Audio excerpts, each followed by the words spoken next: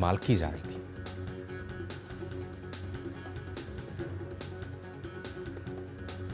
हमारे साथ नितेंद्र सिंह जुड़ रहे हैं, हमारे संवाददाता।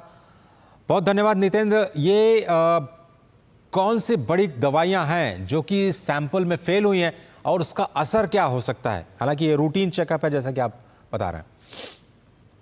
जी बिल्कुल, ये रूटीन चेकअप है। हर महीने करीब कुछ जगहों से उठाया जाता है सैंपल सीडीएसयू के द्वारा, उसकी जांच की जाती है और उसमें जो दवाएं गुणवत्ता में फेल, जो तय मानक है उसमें फेल पाई जाती है, उसकी लिस्ट जारी करता है वो अपने वेबसाइट पर। तो इस बार जो अगस्त के महीने में 59 दवाएं हैं जिनको पैरामीटर्स पे फेल माना गया है, जिसमें पैरासीटामोल है, कैल्शियम की दवा है, विटामिन है, शुगर की दवा है, बीपी की दवा है। तो जो आमतौर पे हर लोग इस्तेमाल करते हैं, ज्यादा से ज्यादा उनका इस्तेमाल किया जाता है, ऐसी दवाओं को की लिस्ट जारी की गई है और उसमें ये पाया गया है कि वो जो तय मानक है गुणवत्ता की, उसमें वो फेल है। तो ऐसे दवाओं को बाजार से हटाया जाएगा। साथ ही साथ उन कंपनियों के खिलाफ भी कार्रवाई होगी जो जिन्होंने इसको बनाया है। तो निश्चित तौर पे एक रूटीन कवायद है, लेकिन जागरूकता की जरूरत इस बात को लेकर के है कि लोग, क्योंकि हम जानते हैं कि ओवर द काउंटर भारत में सबसे ज्यादा दवाएं ली जाती है।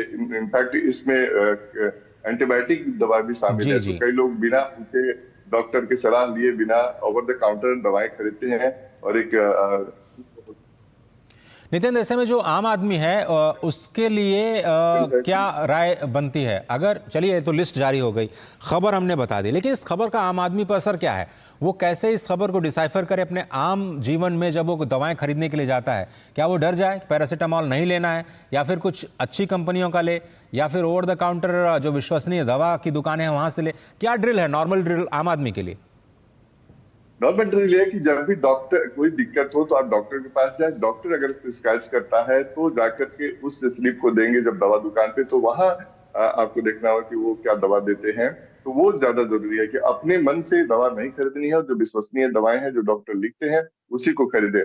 जहां तक ये 59 दवाओं की लिस्ट का सवाल है, तो सरकार इस पे कार्रवाई करेगी और उन दवाओं को बाजार से हटाना पड़ेगा। तो ये कवायद है, तो लोग जागरूक रहे, ओवर द काउंटर ना खरीदे दवाएं। लेकिन ये जो सैंपल्स होते हैं, क्या हर तरह की पैरासीटामोल को, या जो करंट स्टॉक है, महीने का शायद स्टॉक होगा, उस पूरे के पूरे स्टॉक को हटाना पड़ेगा दवा कंपनियों को, या फिर उनको ये प्रूव करना पड़ेगा कि जो सैंपल्स लिए गए उन्होंने नहीं बनाए हैं और उनके सैंपल्स या उनकी दवाएं जो सप्लाई की जा रही हैं वो सेफ हैं? दवा कंपनियों के लिए क्या अब आगे का रास्ता है? देखिए, जो पैरासीटामोल बहुत सी कंपनियां बनाती हैं, तो हाँ। जो जो सैंपल फेल हुआ है उसी कंपनी की दवा को मार्केट से हटाना होगा।